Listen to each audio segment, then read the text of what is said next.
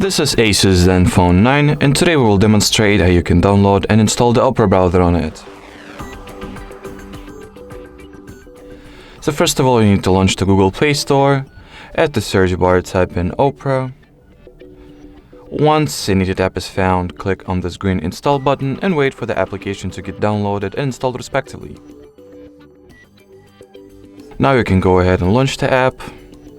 While opening the Opera application for the first time, it is required that you set it up a little. So in here, just choose whether some of the options will be enabled, or you can always skip this step. So I'll enable ad blocking, enable checker blocking, and skip setting Opera as my default browser.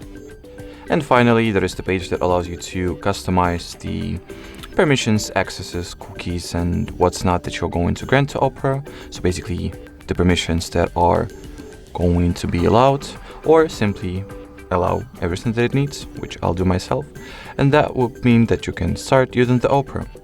Alrighty, so that would be it for this video. Thank you so much for watching, and bye bye.